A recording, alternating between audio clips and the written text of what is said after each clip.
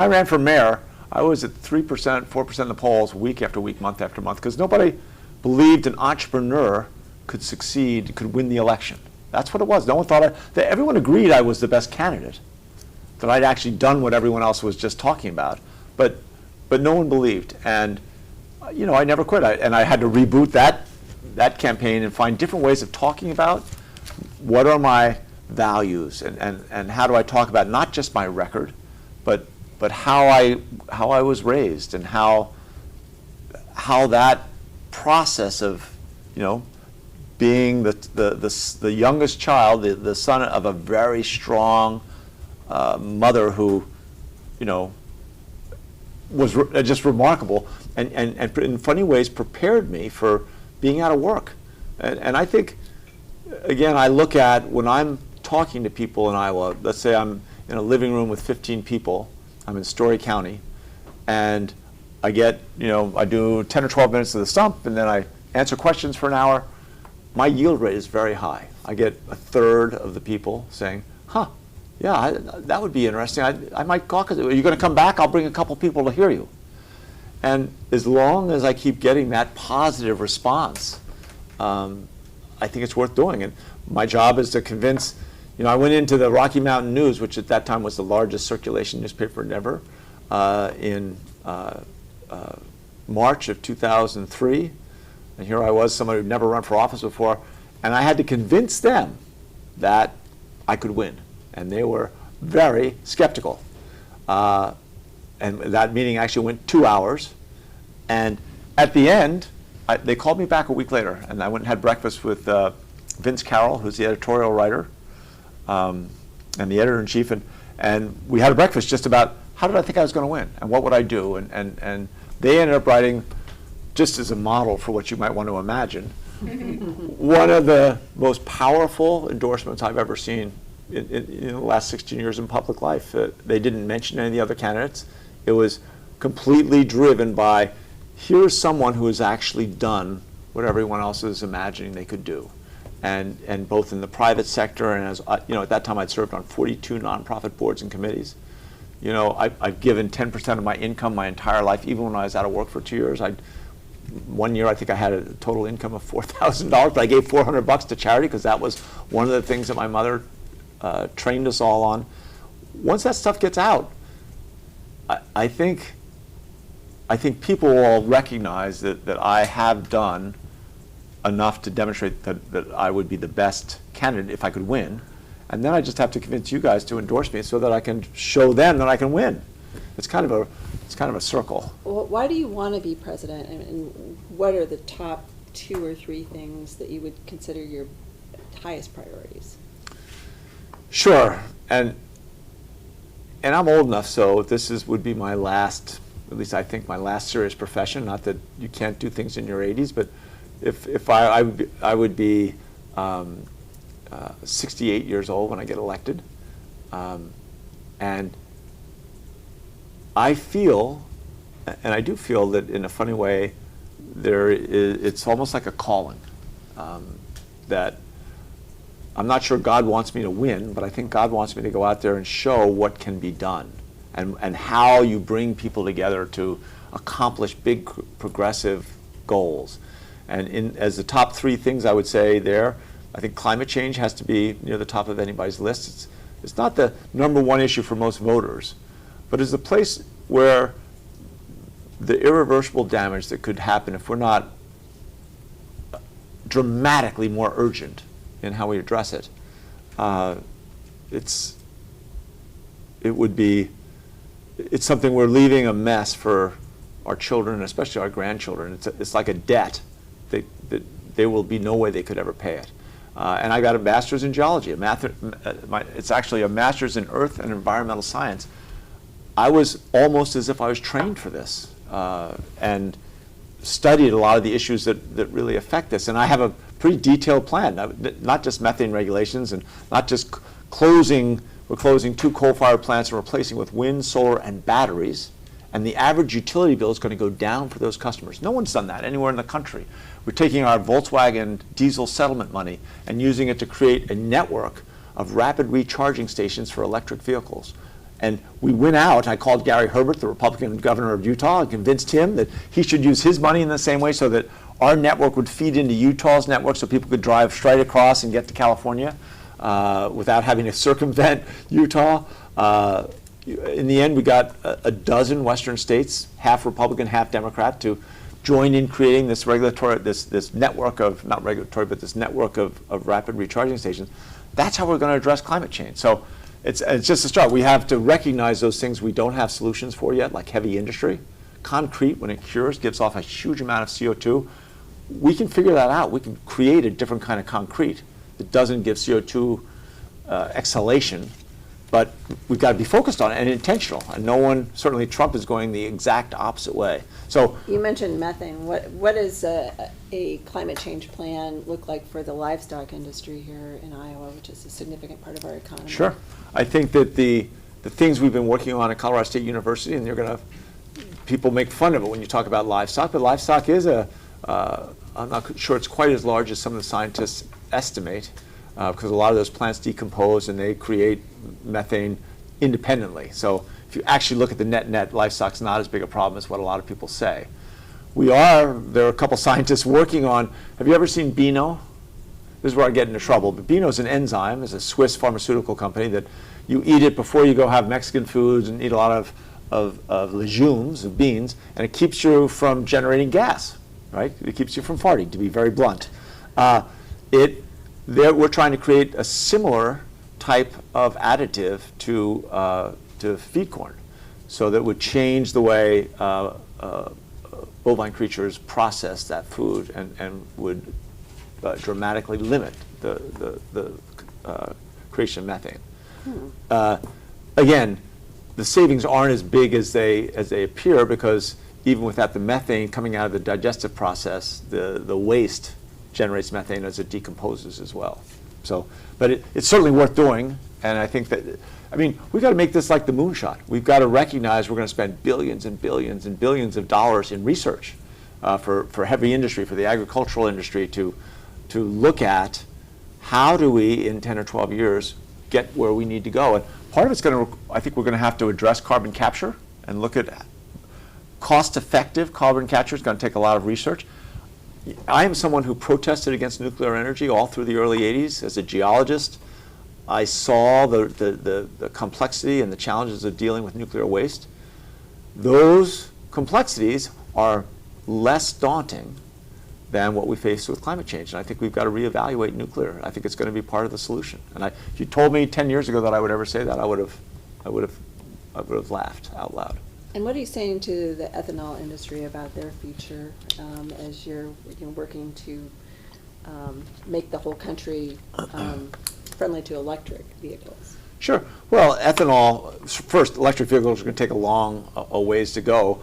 We're also going to need, for a good while, if you begin looking at converting all of our vehicles to electric, do you know how much electricity that's going to create?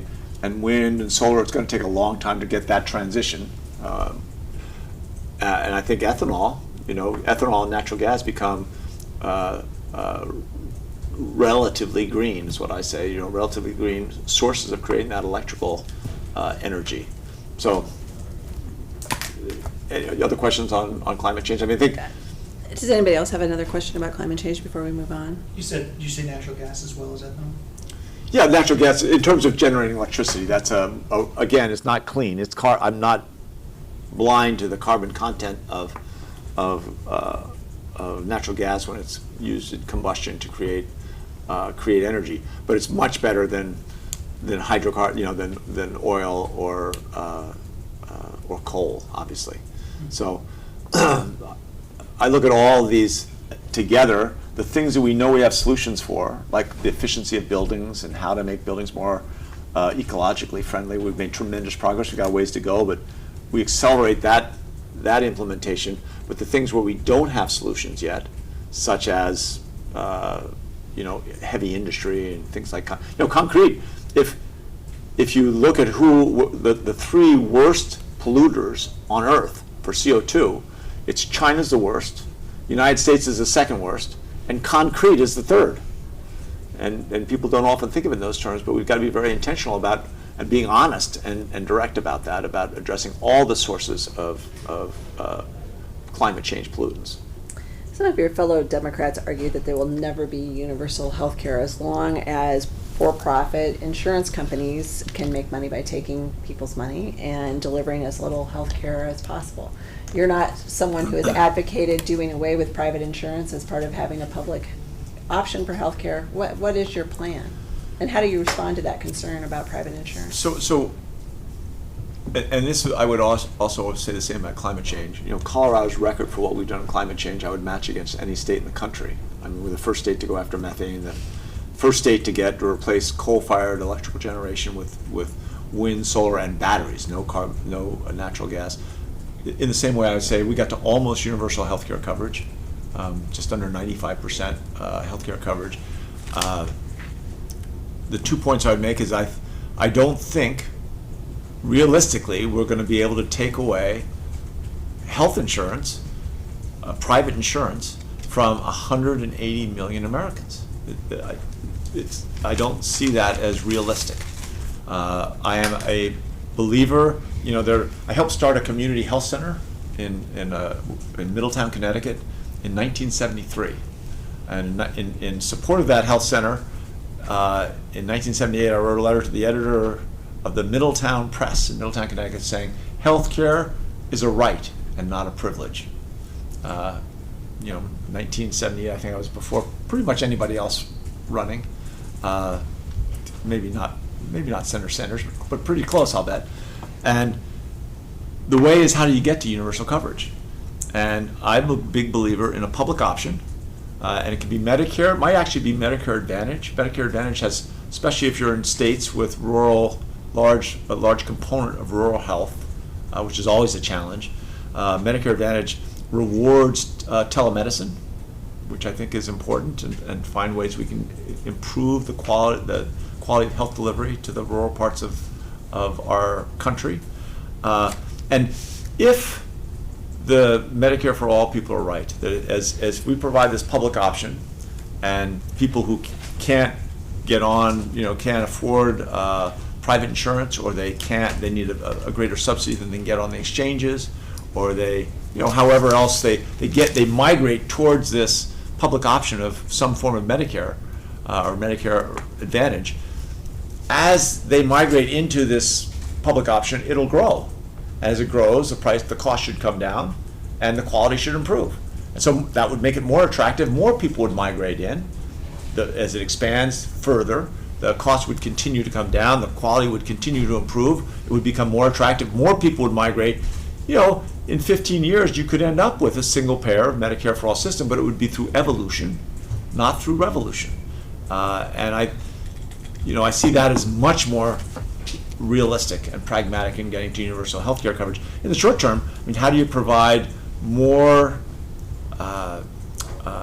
subsidies on the exchanges and make sure that, our exchange in Colorado, one of the most innovative exchanges in the country, and has a different way of providing different attractions or ways to make it easy for people to get private insurance. We also are in the process of, and the new governor is going to continue this, of putting together what they call a high-risk pool. So people that have really chronic diseases that are very expensive, and if they're on the exchange, they would end up driving up everybody's premiums. If you take them out of that and create a separate pool for them, it lowers the cost for everyone else's insurance, and they are eager to you get a much higher participation. I think we got to 94.5% coverage just with the old system. Can you do that without mandating that people carry health insurance? It's expensive, and it's difficult, but you can. I'm not sure. What's your proposal? Would you require health insurance? We haven't required it. We think we can incentivize it and get it very close to 100%. Again, I'm from this school that as long as as everyone has an available option, if some people choose not to want it and they're going to go to an emergency room and they're going to cost more for all of us, that individual freedom is something that this country has fought long and hard to preserve, and unless there is a truly, blinding necessity for it, I would not require people to absolutely have to take it. There's an assumption that just covering people will bring down the cost. But the Affordable Care Act covered a lot more people, did not significantly impact the cost of healthcare. So is there something else that needs to be done to deal with just, how do you pay for it? Sure. Even through the insurance So, issue? and the great thing about running for high office is everyone takes your phone call. So, I've talked to a guy in Boston who created one of the, a multi-billion-dollar pharmaceutical company from scratch. And to hear him talk about how we got to where we are, that decades ago, this country and Congress agreed that our pharmaceutical, at that time just a beginning industry, needed the support to be able to get back their money from research. And back then, there wasn't a big market outside the United States. We were the major market there was for most sophisticated so-called miracle drugs. So they were allowed to get their money back for the research, and these companies could dump their excess product on the world markets because it wasn't going to generate much money. What that means is right now, the American consumer is funding pretty much all the research for these miracle drugs. And if you're in Des Moines and you're purchasing insulin, classic miracle drug, you're paying 30 times more than what someone in Canada is paying. That's outrageous. And I think it'll be easily changed, and I think many people in the pharmaceutical industry realize it's time for the whole world to pay slightly higher prices and for them to help pay their fair share of the basic research. So that's one place right there. That's can happen in the first year. I'd be amazed if President Trump doesn't get it done. Once it's been talked about, and I think Senator Sanders deserves a great deal of credit for bringing clarity. People talked about these issues for a long time. He's the one who really made them front and center in 2016 and got people to pay attention, because there are solutions. Why is it, and we're going to get this done in Colorado, why is it we can't get transparency when clinics and hospitals, if you're taking your kid in for a tonsillitis or tonsillectomy, why can't they tell you what's going to cost and what your copay is going to be so that you can compare their price to somebody else's? Right? Well, I've heard, trust me, for 7 years I heard all the arguments why it's too complex. Walmart can tell you what every single widget costs, size, shape, color, whatever. You can't tell me this isn't done. And I guarantee you, if we get into that process with the rate that copays are growing, you give people those choices. The most important part of it all, though, and I think this has got to be part of the solution, is that we have to recognize that chronic diseases are a big part of why our healthcare costs are so high in this country. We have a system that is fee for service and not for keeping people healthy. So we spend, compared to Europe or Australia or New Zealand, we probably have double the number of blood tests, double the number of scans, double in almost all of these analytical processes or tools. We have twice as many as these other countries and no better outcomes. If anything, we have somewhat worse outcomes. We should look at that. How do we begin to change our system so we reward, give it an incentive for people to stay healthy? And some of that can be, used to be a big thing, it has fallen on hard times, but the President's Council on Physical Fitness, where's that at? Why are we not mandating that our kids exercise in school every day, right? And teach them how to do things, not just team sports. I lived and died to play baseball and to play soccer growing up. I'm the most competitive person anybody knows. But I also worked out so I could stay in shape and learn to do that for my entire adult life. What we've done, one of the things we've done in Colorado that I think could be scaled, pretty much everything we've done in Colorado could be scaled to national policy, but we made ourselves a champion of outdoor recreation. And we have the largest outdoor recreation convention and trade show twice a year in Denver. We've had companies move their headquarters there. Outdoor recreation, the people that make all those little widgets that go on a backpack or on a hiking boots or on a fishing rod or all that stuff that's part of the outdoor recreation industry, which, just for the record, I think for last year will come out at about $1 trillion a year. I know it was $887 billion in 2017. Those little manufacturing companies don't want to be in cities. And we spent a bunch of time trying to drive, economic development into the rural parts of Colorado, and I think we should do that for the whole country. You're never going to be stronger than your weakest link, so we need to really fuel that economic growth in all parts of our country. And one way is to provide modest incentives for companies in industries that are naturally inclined to go in that direction, like outdoor recreation. And outdoor recreation, not only do they create jobs where it's hard to create jobs, but their whole premise is to try and get people more active. And that is the single thing. If you look at hypertension and diabetes, two of the highest cost chronic diseases facing America today, both of them are dramatically reduced if everyone exercises more. And I think one thing government could do is really try to promote outdoor recreation in urban areas and get more people active all across the country. So you were initially opposed to legalizing marijuana until the people in your state passed a ballot initiative and kind of demanded it. Do you have any regrets for approving that, implementing it, even though the feds, their policy is still counter to your state? Any regrets for that? So, and this, a woman came up to me 3 days ago and grabbed my hand and said, "Governor Hickenlooper, I just want to say you were the greatest, best governor we ever had. And what I loved more than anything was you opposed the legalization of recreational marijuana. And yet when we passed it, 55-45, you said it was your responsibility to do everything you could to see if it could be made to work and be what the Quakers call a fair witness, right? Somebody who's going to not have a political stake." And I'll tell you, we thought we were going to see a spike in teenage consumption because adults were legalizing it. Kids would think it was less dangerous. We thought we'd see a spike in people driving while high. These are large risks that made me against it. But once it got passed, we did everything we could to fight those risks. So we used some of our tax revenue to put billboards up and do radio ads and market to kids that high THC marijuana, when your brain's rapidly growing, so up until the age of 23 or 24, high THC marijuana has a chance of reducing your long-term memory permanently. And I can tell you, we do a public health survey every 2 years, 24,000 people, so a significant pool, and this is all just in Colorado. So I can tell you with pretty high confidence, we have seen no spike in teenage consumption. We've seen no spike in any demographic except senior citizens over 55, and that obviously probably it's baby boomers coming home to roost, or more likely it's arthritis and the pains and the challenges you face as you get older. We have seen, as close as we can tell, we don't have as good data, we didn't have as good baseline, but not an increase in driving while high. So I look at the old system where we sent hundreds of thousands, millions of kids to prison, and in most cases made them felons, made difficult lives incomparably more difficult. This is a better system.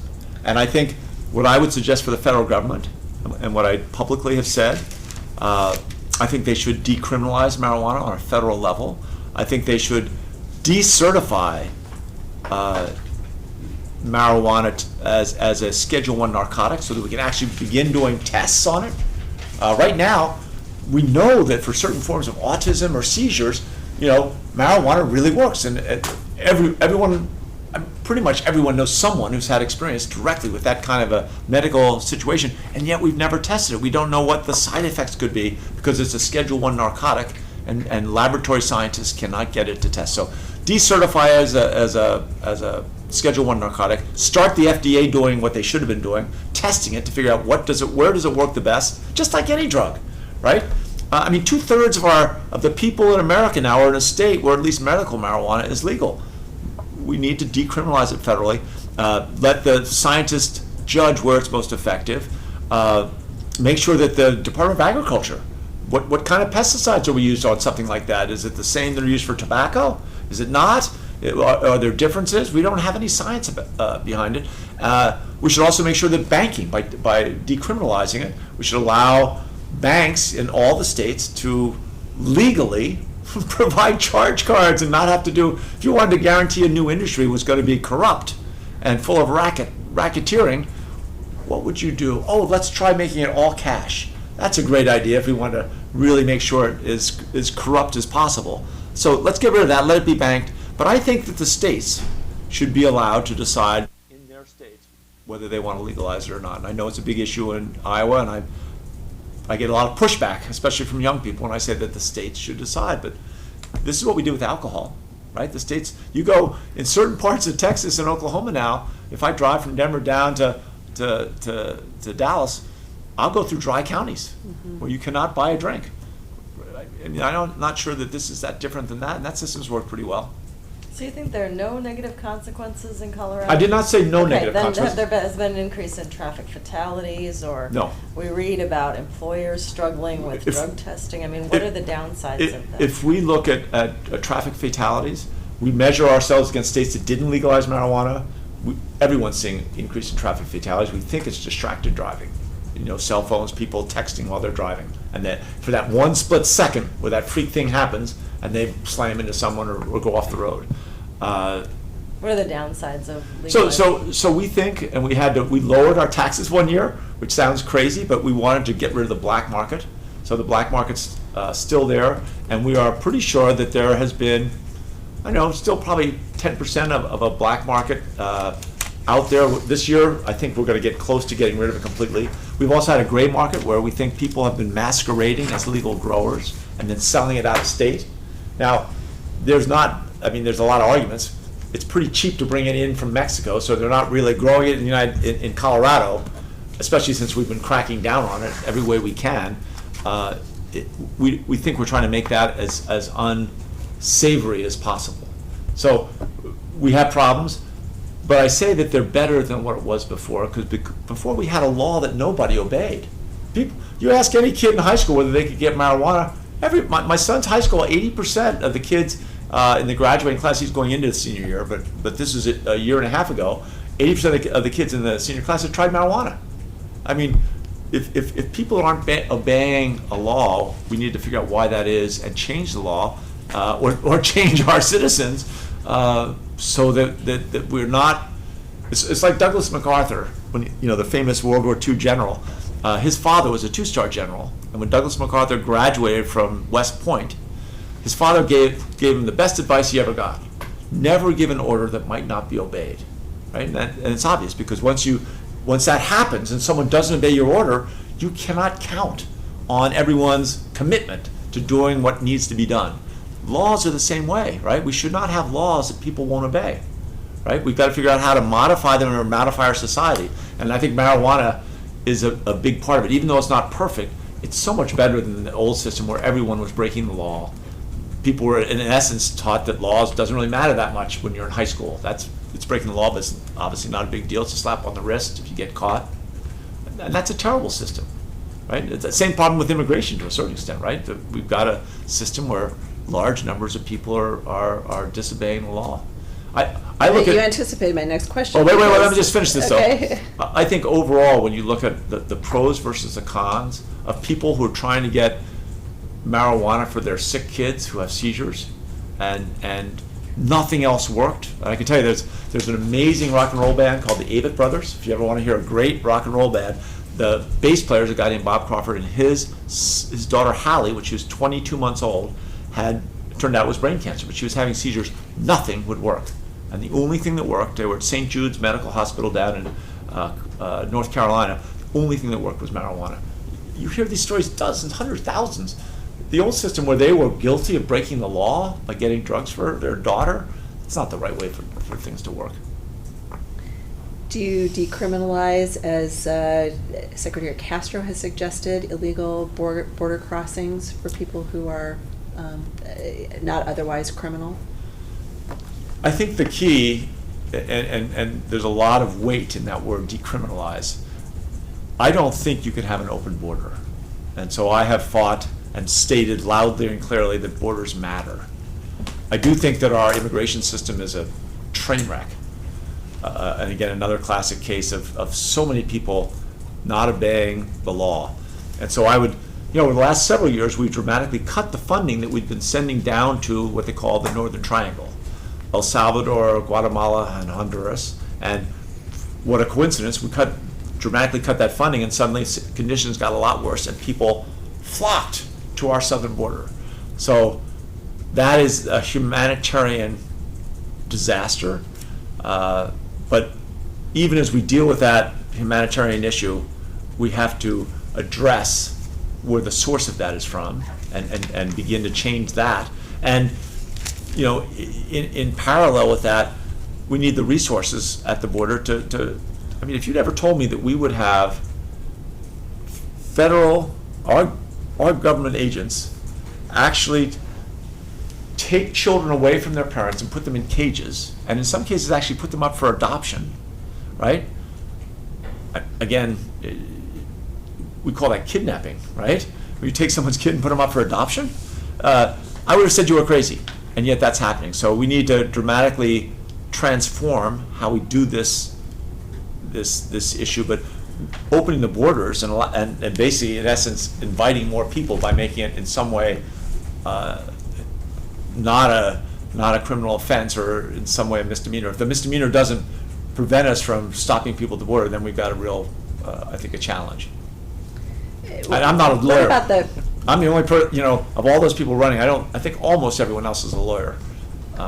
So I have to defer. Go ahead. What about the broader immigration issue? We've got the situation at the border, but part of the reason for that is that our immigration system is very, very slow to process people who want to come in legally. How do you deal with that?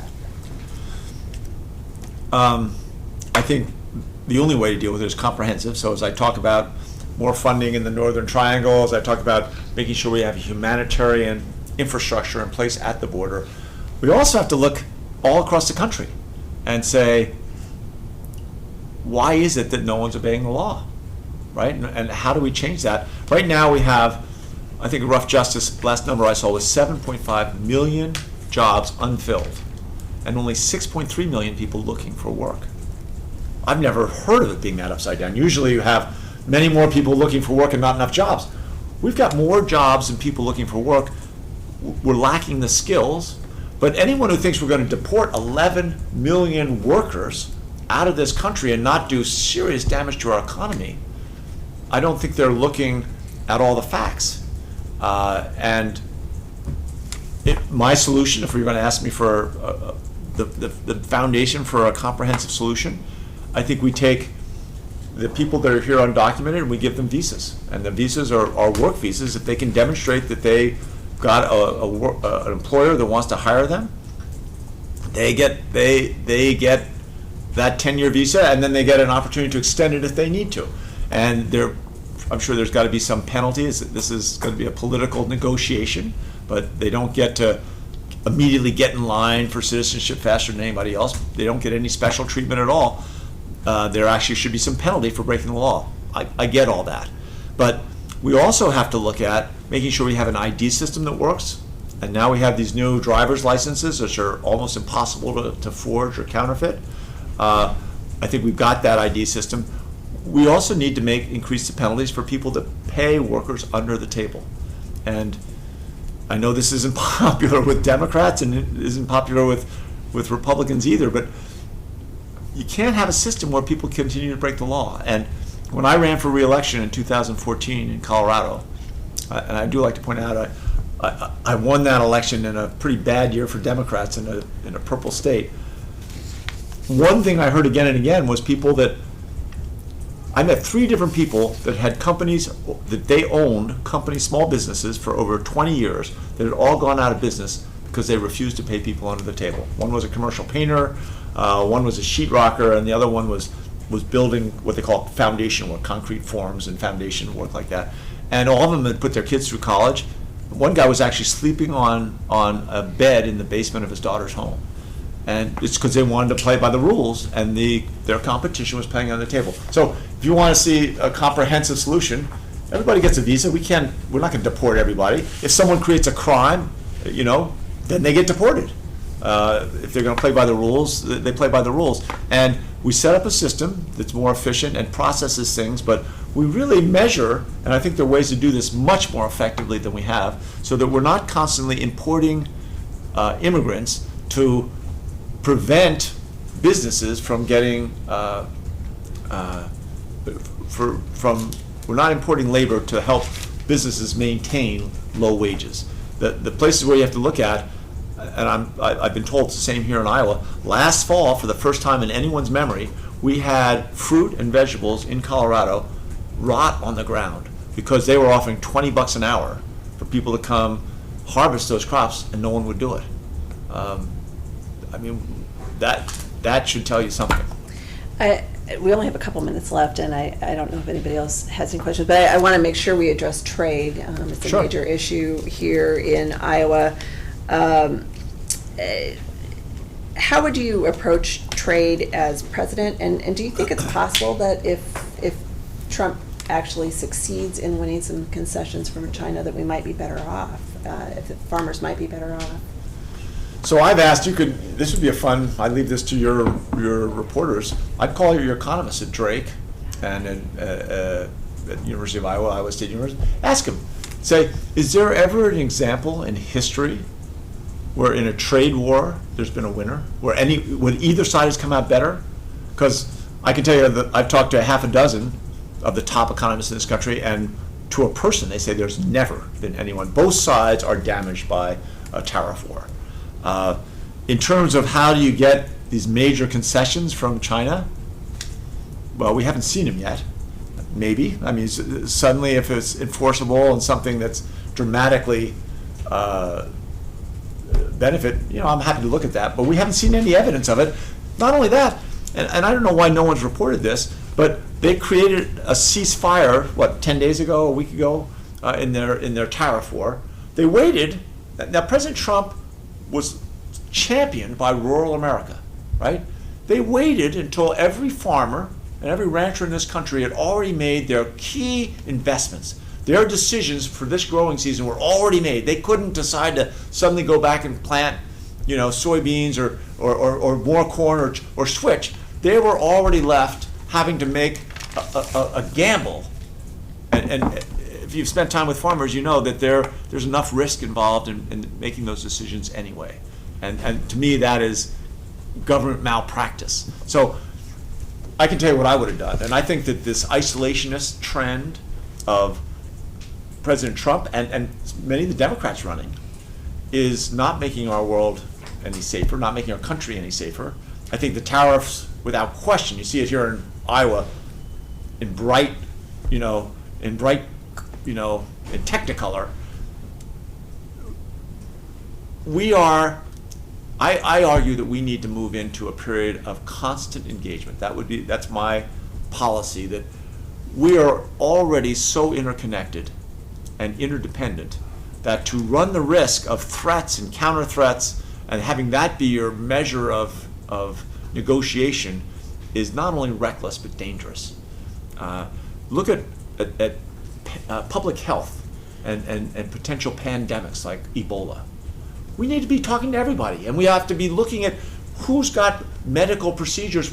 People fly around the globe so rapidly now that a pandemic could move literally overnight, and it's to all of our self-interest to try and improve the standards of isolation and diagnosis so that we get way out ahead of that and that gets shared around the globe. Cybersecurity.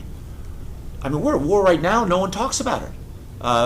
Colorado we have 6 major military installations. We have Northern Command is one of them. Part of that is Space Command, so primary responsibility for cybersecurity for all the armed forces. And in the Cold War, we developed protocols for military interventions, right? If somebody enters our airspace, we know that we send 2 of their diplomats home, or we call 2 of our diplomats back. We have protocols.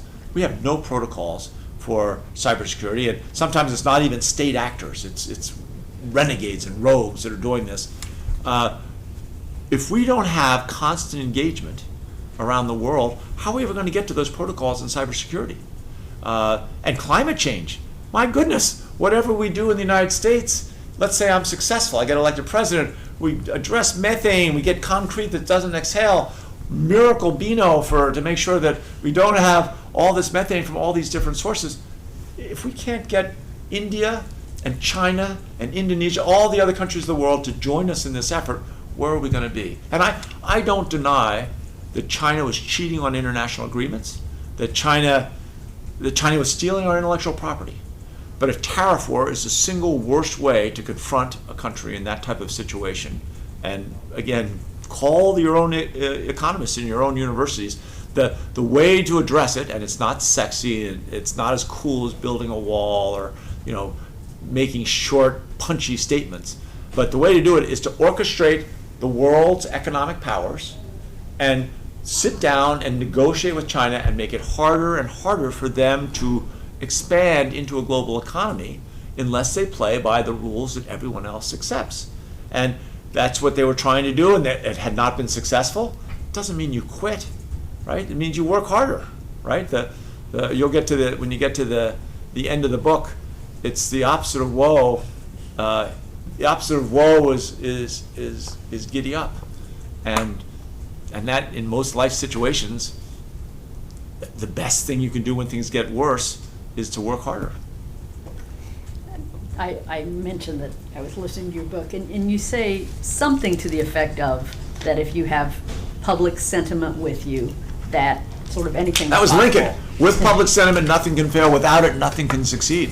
And then you talk about how you've succeeded by bringing people together, yet that seems like the one ingredient missing in almost all of these big issues these days. Except in Colorado, right? Say on the national stage. Yes. Something like the Dreamers. Yes. I think every poll says that the majority of Americans say, at least with the Dreamers, we can agree we need to come up with some sort of solution to give them a path to legality. So how could you bring people together where no one else has? I know, and that's what everyone says. What are you going to do about Mitch McConnell? Well, I'll tell you what we're going to do about Mitch McConnell. We're going to vote his majority out of the Senate. But if that doesn't happen, I mean, I look at Mitch McConnell.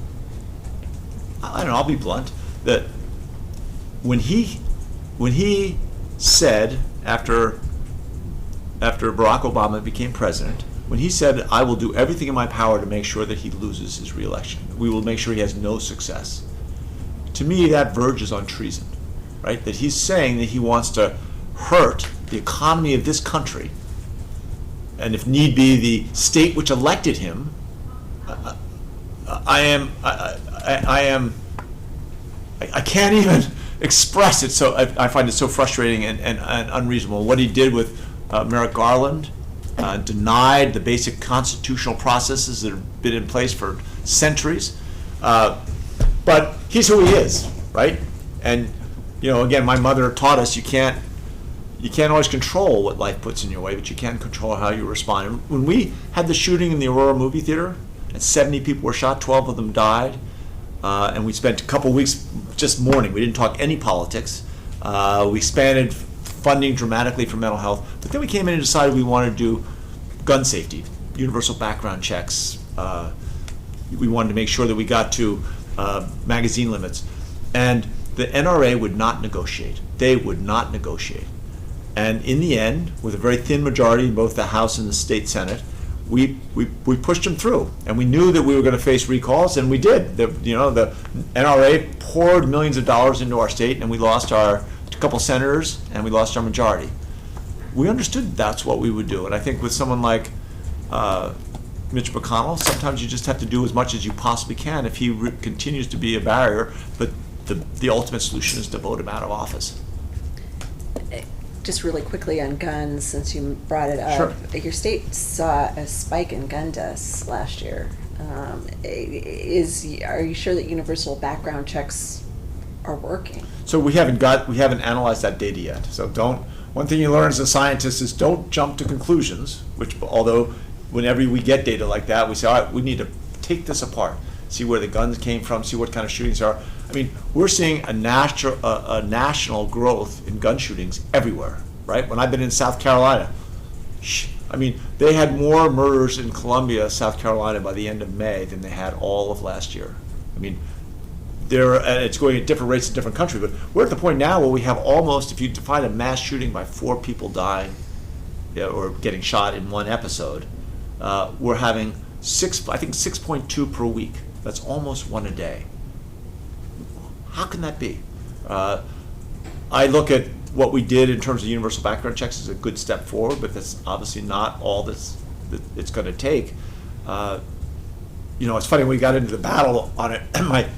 This is a short diversion. I know you're supposed to get me off the air.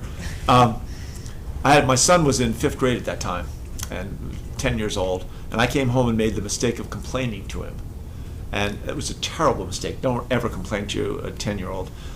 He goes, Dad, just exactly what do you do at work all day that's so hard? Make decisions? I said, well, Teddy, it's not that easy. He goes, Dad, get the facts, make a decision, check, next. I said, Teddy, it's not that easy. He goes, Dad, get the facts, make a decision, check, next. Every day I go into school and I got to learn something completely new I didn't know existed the day before. If I don't get it perfect, my next day is misery because everything's based on the day before. You know, after 5 minutes I said, Teddy, you're right. 5th grade is harder than being governor. But I came in the next day, we had the national statistics on gun safety. And I came in the next day and I said, let's get our state statistics. Because we were doing gun background checks on half the gun purchases, which is what the federal requirement was. And when it took us 3 weeks, but so by the time we got this data back, the battle was over, the recalls were started, and this was a lesson I learned. Again, it has to do with public sentiment, right? Because this is how you mold public sentiment. That's what Lincoln also said. He said, with public sentiment, nothing can fail; without it, nothing can succeed. That's why those who mold public sentiment go deeper than those who enact statutes or pronounce decisions. That's his full quote. And that data came back. It took us three or 4 weeks. There were, and Colorado's roughly twice the size of Iowa, so 5.6 million people, and back then I think it was probably 5.3 million people, and there were 38 people convicted of homicide who tried to buy a gun and we stopped them. There were 133 people convicted of sexual assault who tried to buy a gun and we stopped them. 620 people were burglars. I mean, in all we had 3,000 violent criminals tried to buy a gun and we stopped them. The Republicans had said, well, crooks aren't stupid, they're not going to get a background check. Well, what a surprise, 140 people, when they came to pick up their gun, we arrested them for an outstanding warrant for a violent crime. There were 240 people who had or not 240, 420, I'm dyslexic, 420 people who had a judicial restraining order not to see their ex-spouse or their ex-boss, and they tried to buy a gun and we stopped them.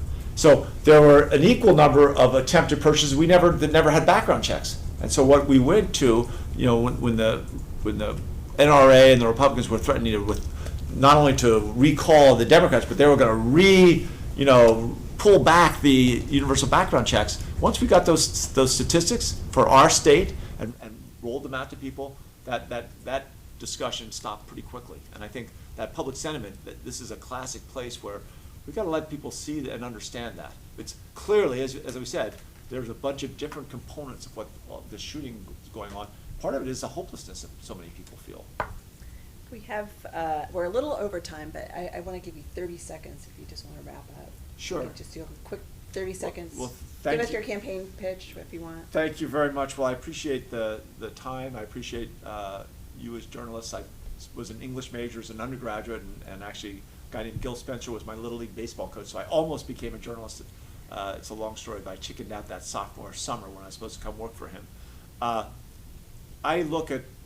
running for president because we are in this national crisis of division. I feel like I'm the one person who has not only done all the things that everyone else is talking about, right, bring people together and do these big progressive things that Washington hasn't been able to deliver, but I also think that will sell in places like Iowa and places like North Carolina and Michigan that are really purple states in their essence, and people really do care about jobs, right? That ability to bring people together, to create an economy that not only respects the environment and is ethical, but is able to expand opportunity for everyone. We didn't really get a chance to talk about education, but we have the #1 apprenticeship system in the country, and I'm not talking about electricians and plumbers. Kids can go off when they're sophomores and go work in a bank, an insurance company, a hospital, and they can learn the skills. They work 2 days a week for the first year, and then the next year they work 3 days a week. The last year they work 4 or 5 days. They end up with, they get paid $30,000 over the 3 years. Most of them living at home, so they save a bunch of it. They have a high school degree at the end of it. They have a year's college credit if they decide to go that direction. But we have to realize that 65% of our kids, and this is true in Iowa, it's true in Colorado, it's true in America, 65% of our kids are not going to get a 4-year college degree, and we turned our back on them. So as important as it is that we control the inflation of colleges and universities, and we deal with the mountain of debt that so many millennials have taken on, I think we've got to look at how do we make sure that all those kids that don't get a four-year degree have the skills to create their own version of the American dream. And I look at all those things, and we've done them. And I think that's what I've got to figure out somehow to convince the editorial boards and the TV journalists that there are solutions here. We don't have to be in total doom and gloom, but it's going to take a certain approach. Okay, thank you, Governor. Thanks, everybody, for watching. Please